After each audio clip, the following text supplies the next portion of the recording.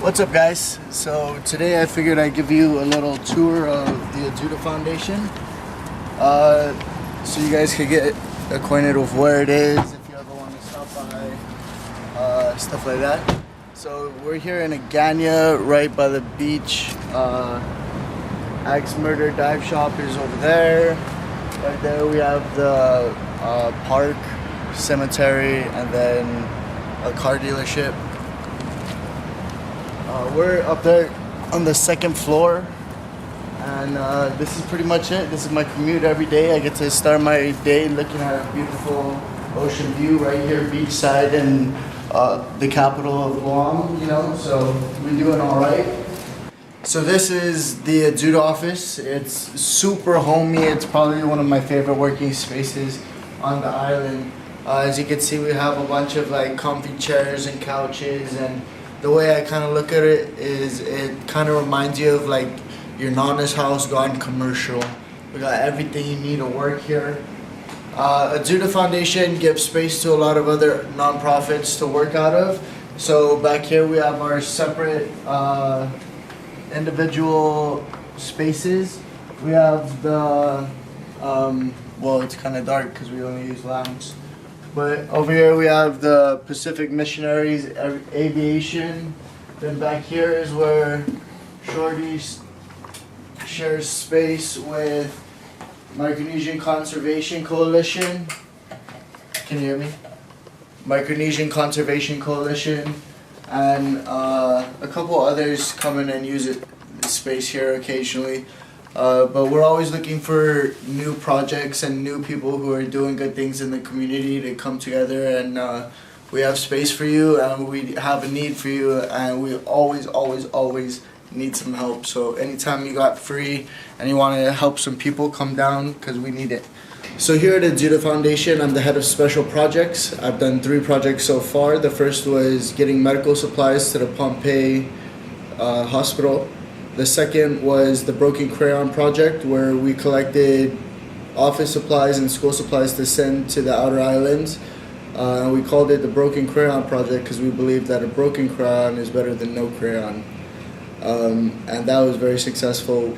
Then we did the most recent project, which was the Saipan U2 relief effort, where we sent a team over to Saipan and were able to document and help and donate a lot of goods, services, and just get in contact with a lot of people to do a lot of good things. So I'll also kind of include that. I'll actually just post a little video as a separate vlog that we made of our trip and some of the good stuff that we did.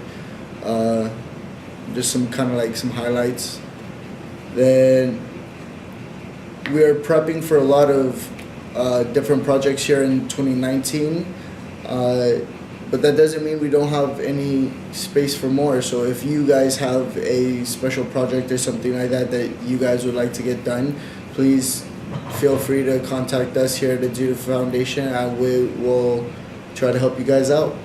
Well, the Ayuda Foundation was created by me when I was a Guam senator and a member of the Association of Pacific Island Legislators. So it's 12 Pacific governments that are in this organization. They've been, they're probably in their 38th year. So what we do is we pay attention to the needs of these 12 Pacific governments, from Kiribati to the Marshall Islands, Palau, CNMI, Chuuk, Yap, all around our part of the world.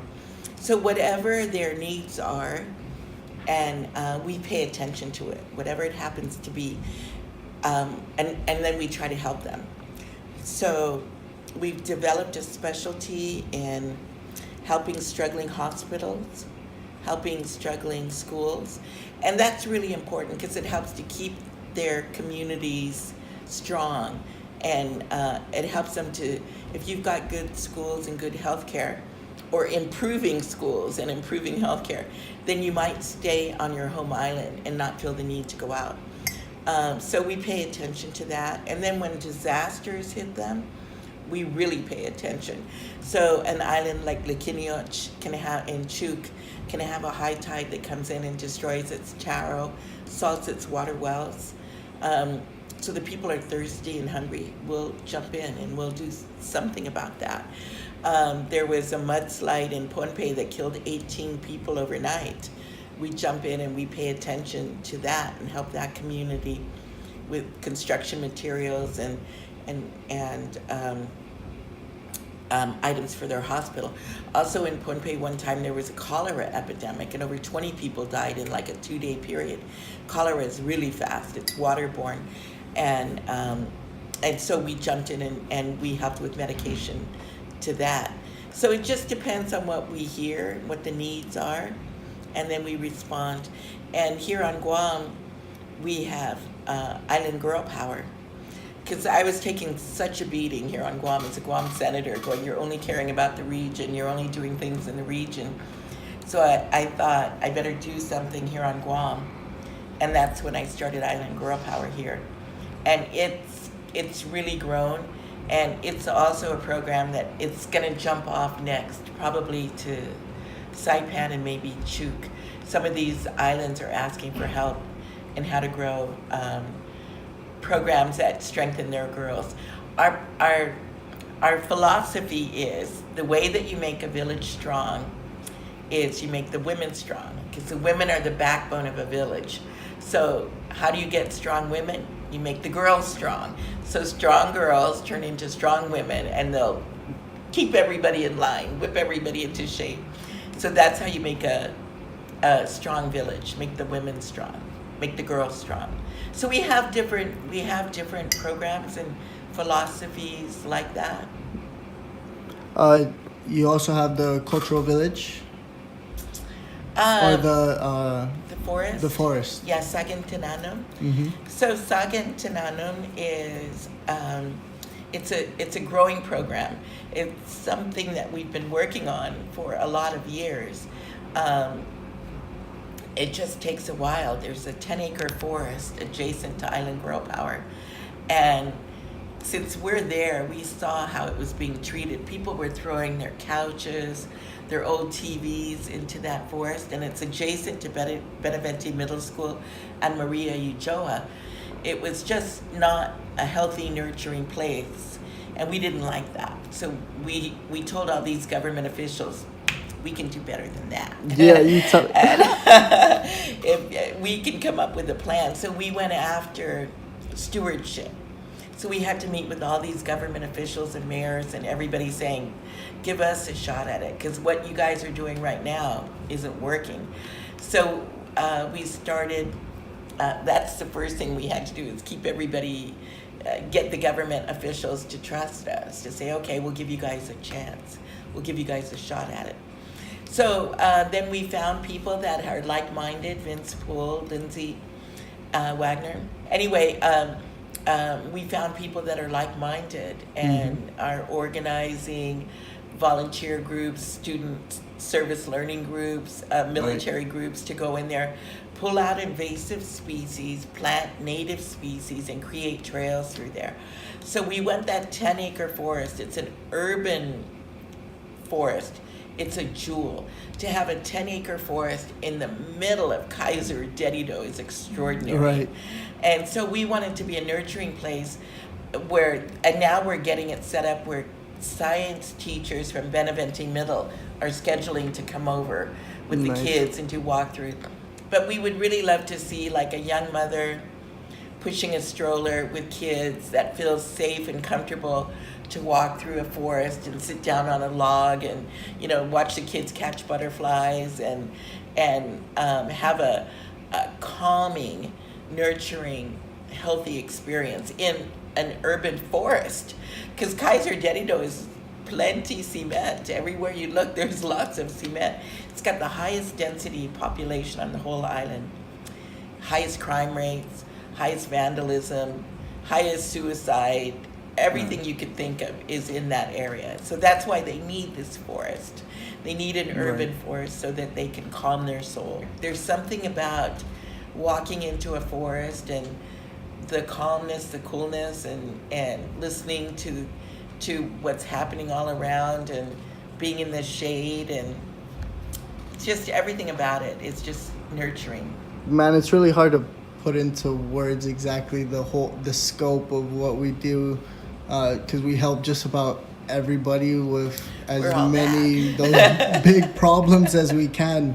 And so that was a amazing way of summing that up into concise words. But we really do so much work for the community, and we're really trying to step up to another level of help in these coming years with some fundraising and bigger volunteer efforts, and that's where you guys come in. So we'd like to invite you guys out to all of our Ayuda events and help us make a difference, because it really is. It really is. Like, this woman right here is an amazing woman. She is like my superhero in real life.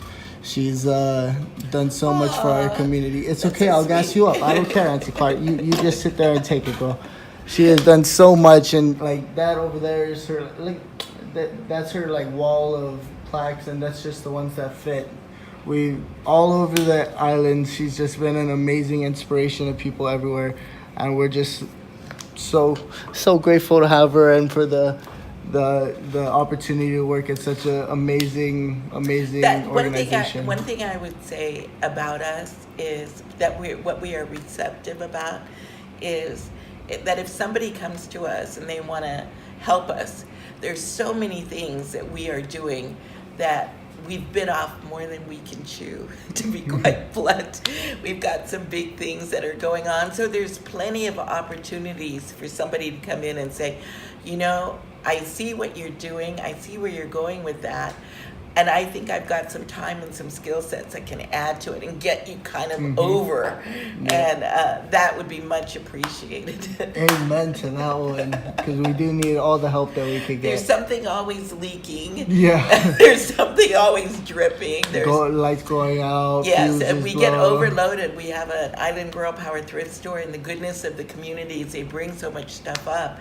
But what ends up happening is the sorting of it, the selling of it, the displaying of it, the moving of the washing it, the carrying of it is a lot, and we get overwhelmed. And so there's that.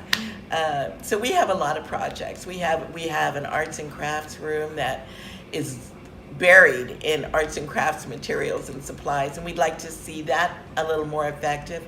Take all those arts and crafts supplies and move them out to existing after-school programs, because we are buried under our arts and crafts materials and supplies. So we could lighten that load and help everybody else out. That is a project just on its own. Yeah. What to do with an overloaded arts and crafts room, and how to move it out and create a more functioning arts and crafts room. I feel like I'm kind of sharing my hard luck story. No, it's a little hard for me, but just to kind of wrap it all up, what about you were saying something about Guam service learning, and it ties perfectly into how we were asking for help.